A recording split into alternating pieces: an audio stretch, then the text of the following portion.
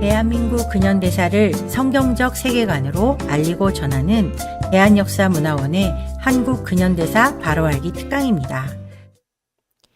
대한민국은 국민 주권과 법치를 통해 개인의 자유와 평등한 기회가 보장되는 자유민주공화국입니다.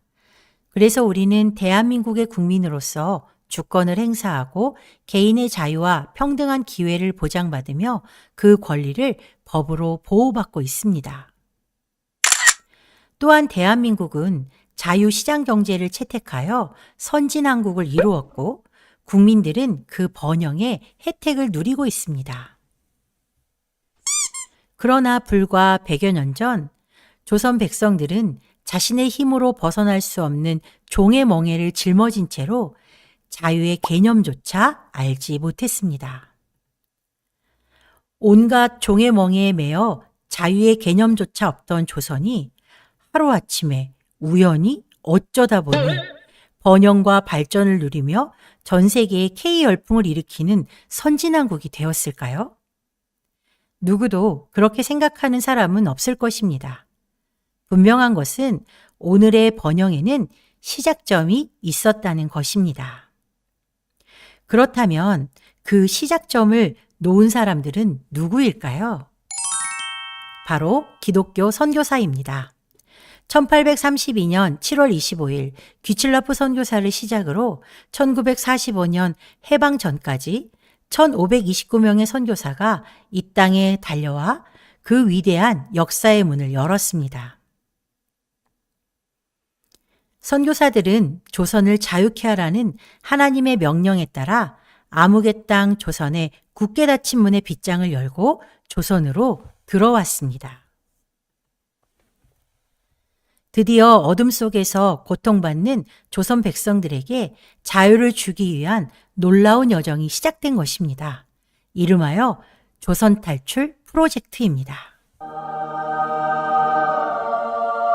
1884년이 거의 다 저물어갈 즈음 조선은 한바탕 큰 혼란을 겪었습니다. 바로 갑신정변입니다. 갑신정변은 청나라에 빼앗긴 주권을 되찾고 민씨 세력을 척결하여 개혁을 꿈꾸었던 개화파들에 의해 일어난 난이었습니다. 결과는 3일 만에 청나라 군대에 의해 진압되면서 끝나버렸고 조선에 찾아온 개혁의 기회를 또 한 번 잃게 되었죠. 조선은 이제 더 빠른 속도로 망국의 길로 걸어가고 있었습니다. 그런 혼란 가운데 조선은 새해를 맞이했습니다. 1885년 4월 5일 새벽 인천 제물포항에 2명의 선교사가 도착했습니다. 그들은 아펜젤러와 언더우드 선교사였습니다. 이들은 조선에 온 첫 번째 정착 선교사였는데요. 정착 선교사란 오랜 시간 그곳에 머물며 사역을 지속하는 이들을 말합니다. 한마디로 조선에 뼈를 묻을 각오를 하고 온 사람들이죠. 그날 아펜젤로 선교사는 배에서 내리며 이렇게 기도했습니다. 우리는 부활절 아침에 이곳에 왔습니다. 그날 사망의 권세를 이기신 주께서 이 백성을 얽어맨 결박을 끊으사 하나님의 자녀로서의 자유와 빛을 주시옵소서. 선교사들이 이 땅을 밟은 목적이 바로 이것입니다. 자유입니다. 조선 백성을 단단히 묶고 있는 결박을 끊고 자유를 얻게 하는 것. 그래서 그들은 사랑하는 가족을 떠나 낯설고 불편하고 심지어 죽음까지 각오해야 하는 조선으로 온 것입니다.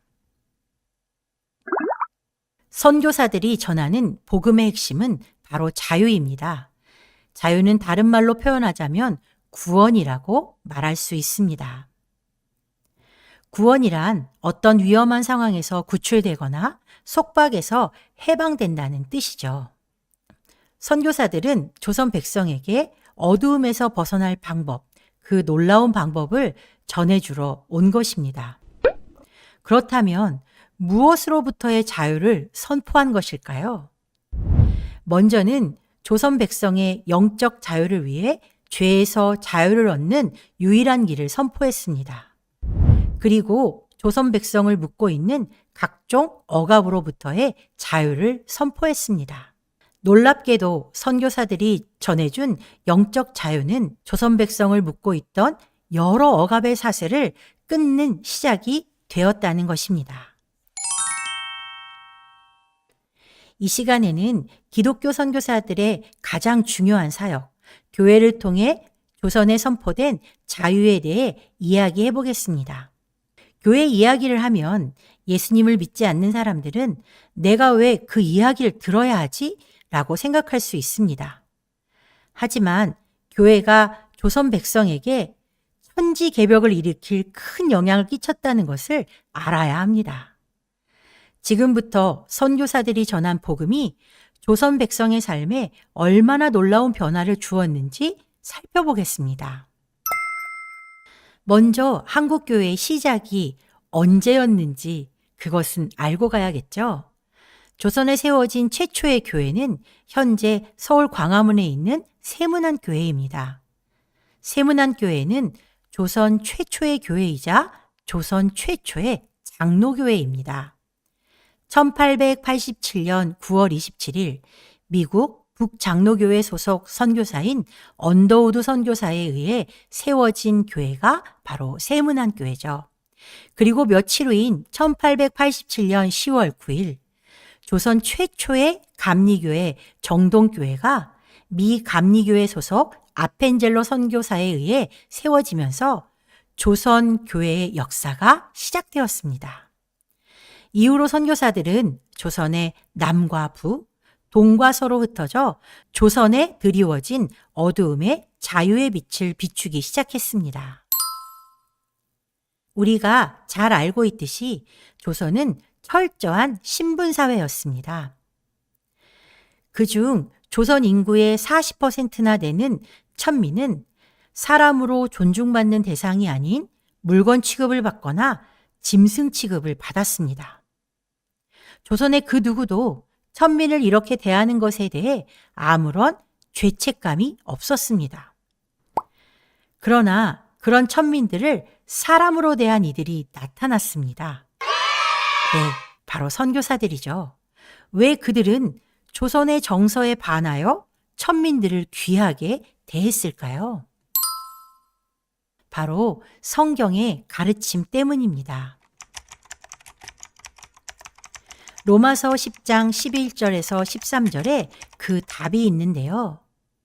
13절을 한번 보면 주의 이름을 부르는 사람은 누구든지 구원을 받을 것이다 라고 말하고 있습니다. 한마디로 누구나 차별 없이 구원을 받을 수 있다는 말이죠. 예수님을 믿기만 한다면요.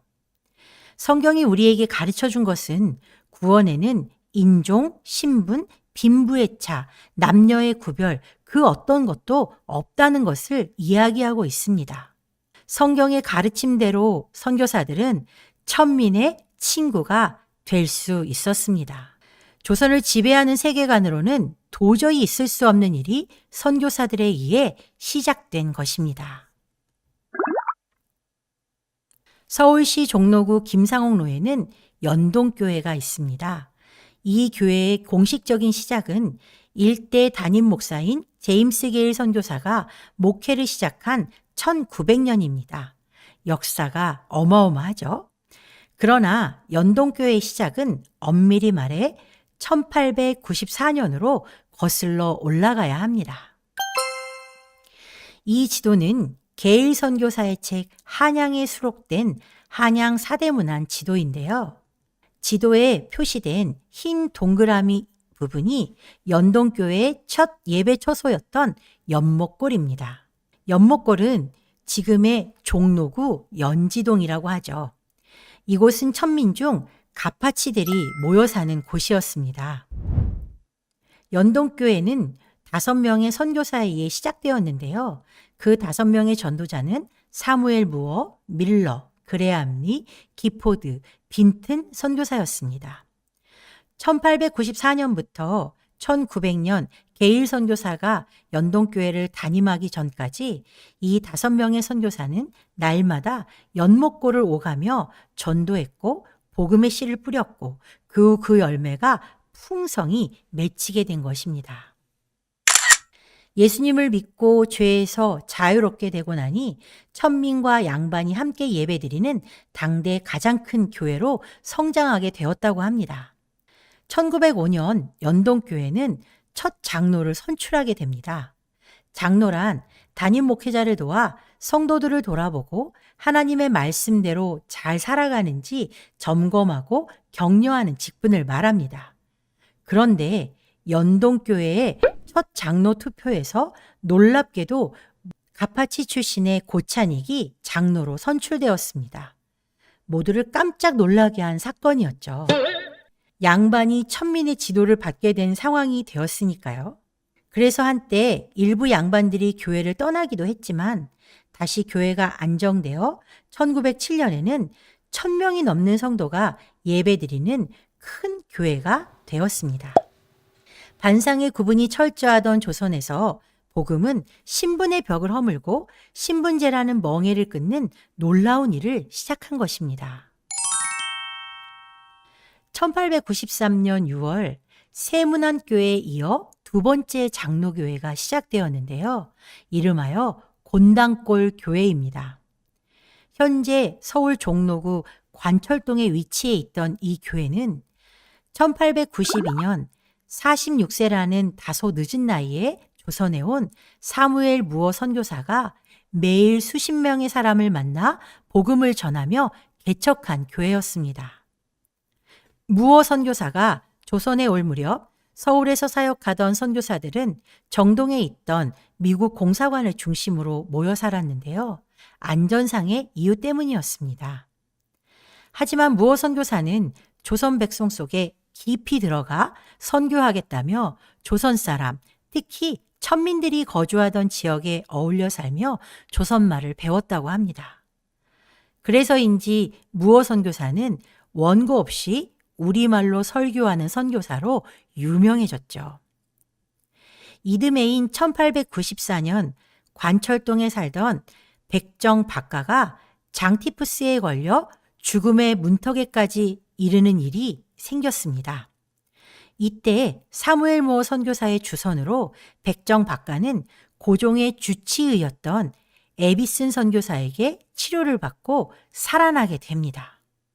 임금을 고쳐주는 저 귀한 사람이 나를 고쳐주다니.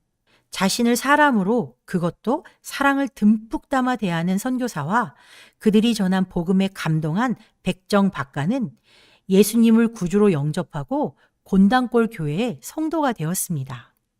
이제 백정 박가는 더 이상 이름 없는 백정 하나가 아닌 박성춘이라는 이름을 얻고 백정들을 전도하기 시작했죠. 놀랍게도 박성춘의 전도로 곤당골 교회에 백정들이 모여들기 시작했습니다. 그런데 그로 인해 문제가 생겼습니다. 일반 교인들이 백정과는 도저히 예배를 함께 드릴 수 없다며 백정을 쫓아내라고 항의를 시작한 것입니다. 그러나 무어 선교사님은 하나님의 자녀로서 어찌 백정이라고 하대하려는가? 라고 일반 성도들을 꾸짖었다고 합니다. 그러자 그렇다면 백정들을 예배석 뒷자리로 앉혀 구별해 준다면 우리도 계속해서 이 교회를 출석하겠소 라고 하며 끝까지 순종하지 않자 무어 선교사는 그들의 말을 들어주지 않았다고 합니다. 결국 그들은 교회를 떠나 홍문삭골 교회를 세우고 예배를 드리기 시작했는데요.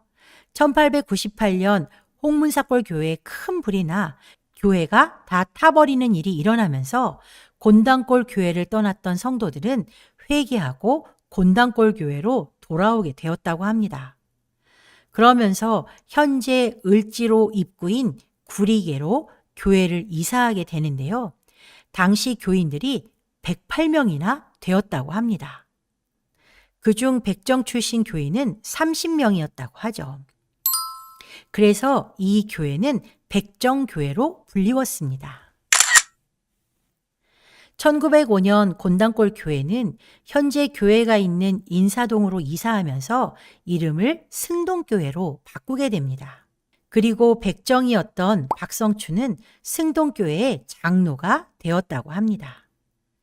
천민을 천민으로 대하지 않고 친구로 대한 교회가 바로 승동교회였습니다. 복음은 백정 박가에게 드리워진 신분의 멍에를 끊어주었고 박성춘이라는 자유로운 삶을 선물했습니다. 자유인 박성춘은 평민과 양반들 앞에서 당당하게 연설하는 만민공동회의 연사가 되었습니다. 백정이 사람들 앞에서 당당하게 자신의 주장하는 바를 연설한다는 것은 당시 조선의 상황으로는 천지가 개벽할 일이었다는 것을 우리가 알아야 합니다. 이것이 바로 기독교가 외치는 복음의 핵심 자유입니다. 전북 김제 금산면에 위치한 금산교회는 1905년 미국 남장로교회 파송을 받아 조선 호남 지역에 선교 사역을 한 테이트 선교사가 개척한 교회입니다. 이 교회는 기역자 교회로 유명한 교회인데요. 조선 선교 초기 교회들은 금산교회와 같은 기역자 모양이 많았습니다. 그 이유는 남녀가 유별하다는 조선의 세계관을 배려하여 탄생한 건축 구조 때문입니다. 목사님이 기역자 부분의 모퉁이에 서고 남녀 성도를 분리하여 한쪽은 남자 성도, 한쪽은 여자 성도들이 앉아 예배를 드릴 수 있도록 한 것이죠. 금산교회는 아주 특별한 두 사람이 있었는데요.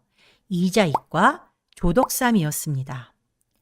조덕삼은 김제에서 이름 있는 부자였고 이자익은 그 집의 마부이자 머슴이었습니다. 이들은 테이트 선교사의 전도를 받고 예수를 함께 믿게 되었고 1905년 10월 11일에 세례도 함께 받고 집사도 영수도 같은 날 함께 되었다고 합니다.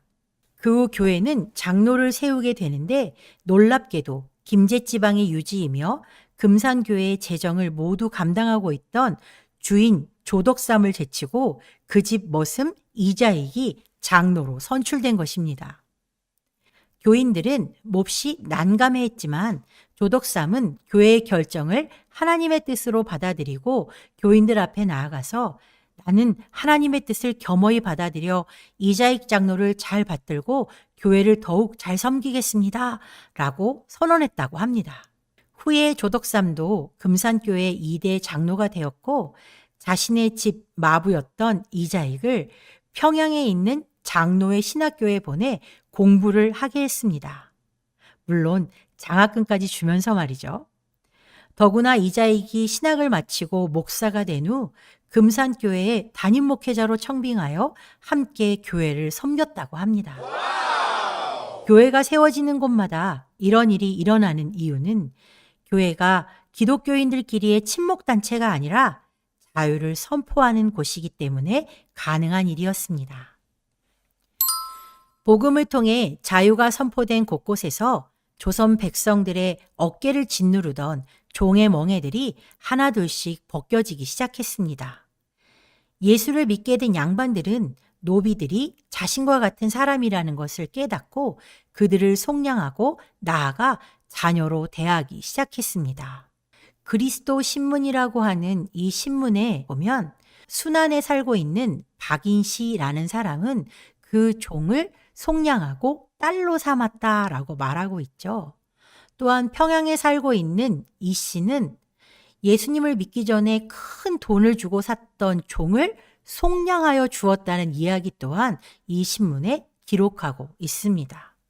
모두 다 예수님을 영접하고 난 이후에 일어난 놀라운 변화들이죠. 그리스도 신문의 기사 하나를 더 보겠습니다. 임신근이라는 사람에게 아들과 딸이 있는데요. 지금 이 두 부부는 아들과 딸의 결혼 문제를 의논하고 있는 중입니다. 그러던 중 부인이 먼저 예수님을 믿게 되고 남편도 예수님을 믿는 놀라운 사건이 일어나죠. 두 부부가 몇 주의 주의를 지키고 나서 그들이 나눈 대화의 내용이 이 신문에 기록되어 있는 것입니다. 조혼, 매매혼, 보쌈이 당연하여 여성들의 권리가 없던 조선에 복음이 전해지자 내 딸과 며느리는 짐승이 아니요 사고 파는 물건도 아니라 소중한 존재라는 것을 깨닫게 된 것입니다. 예수님을 믿고 이름도 없던 여인들은 이름을 가지게 되고 복음은 그녀들에게 진정한 자유를 선물해 주었는데요. 김세지라는 부인도 바로 그 중에 하나였습니다. 오랫동안 이름이 없이 살다가 세례를 받고 나서 그녀에게 이름이 생겼고, 그래서 그녀의 고백은 조선 여자의 해방은 우리 그리스도로부터 시작되었다고 말하고 있습니다. 김세지 부인은 조선의 가혹한 결혼제도의 피해자 중 하나였는데요. 그녀는 어린 나이에 자신보다 나이 어린 남편과 결혼하는 조언의 희생자였습니다. 더구나 그 어린 남편이 일찍 죽고 그녀는 보쌈의 피해자가 되었습니다. 그리고 그 둘째 남편과 드디어 헤어지고 자신을 사랑해주는 사람과 결혼했지만 그 역시도 조선의 여느 남자들처럼 다른 여자에게 마음을 주었다고 합니다. 그런데 그때 그녀가 듣게 된 복음은 바로 이것이었습니다. 만일 예수를 믿으면 집안이 평안해질 것이고 남자도 주색 잡기를 버리고 살림에 힘써하여 내외간 화순하게 되리이다 라는 이 말을 듣게 된 거죠. 이 말은 그녀를 교회로 향하게 했고 예수님을 영접하게 했습니다. 그 후 남편도 예수님을 영접하여 정말 가정의 평화를 선물로 받게 된 것이었죠.